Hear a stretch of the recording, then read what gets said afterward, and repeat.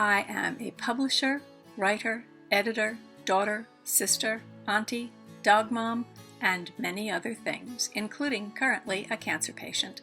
But I am not a doctor or medical professional of any sort. What you are about to watch is an episode of my journey through cancer. I'm sharing my adventure with you in hopes that you'll find something here that's comforting and maybe even inspiring. This video is not intended to provide any sort of diagnosis or treatment plan. Please go talk with your doctor for professional medical advice. Day 32. I was still on vacation. Turned out to be the last real day of vacation, but I'll tell you more about that tomorrow.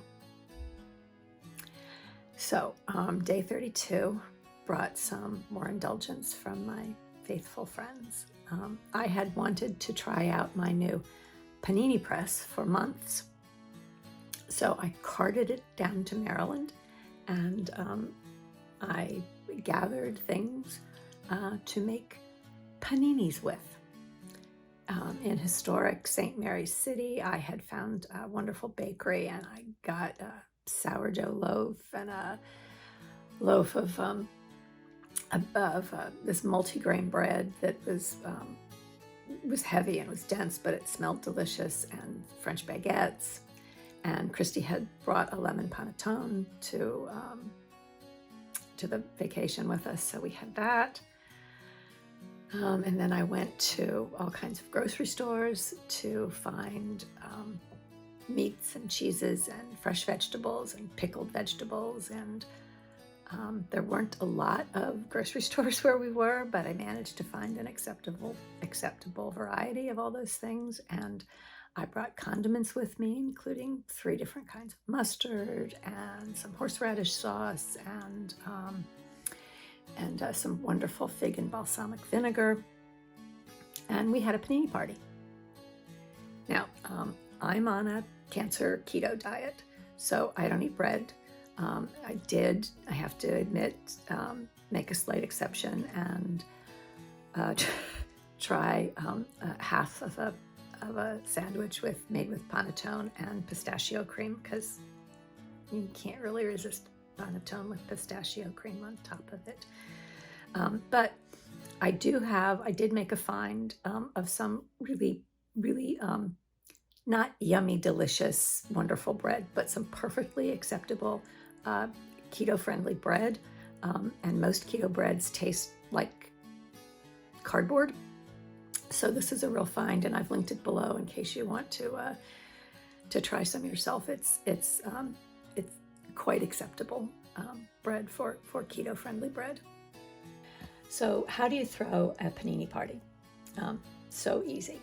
You gather your sandwich ingredients, your breads and meats and cheeses and veggies and condiments, and you spread them out on your table, and then you heat up your panini press and invite your friends to create their own sandwiches. That's it.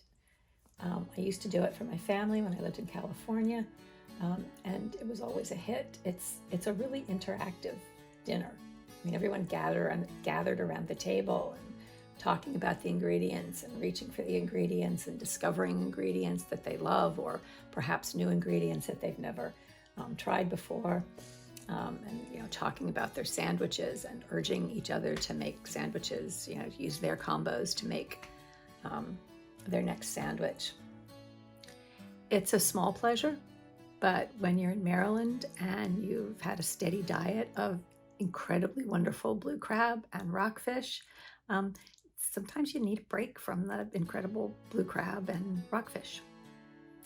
It was appreciated. Why was this so important?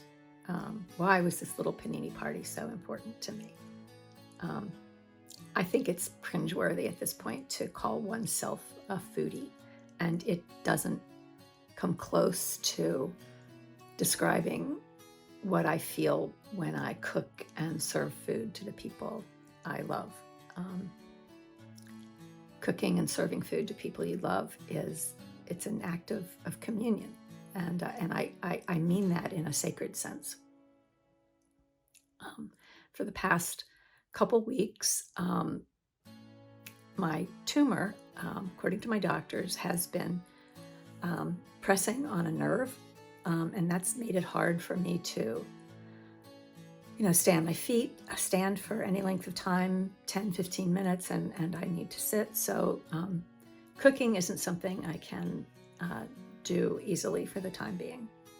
So a panini party was just an easy way to keep doing something I love, to cook for my friends and serve them food. And it allowed me to do something that I love to do in a way that I was able to do it.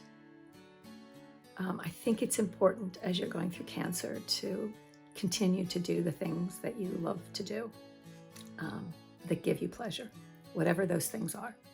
And if you have to adapt the way you do those things so that you can still do them, go for it. Also, I finally found the perfect art for the cover of my cancer book. If you liked this video or found it helpful, give it a like, subscribe, and don't forget to ring the bell.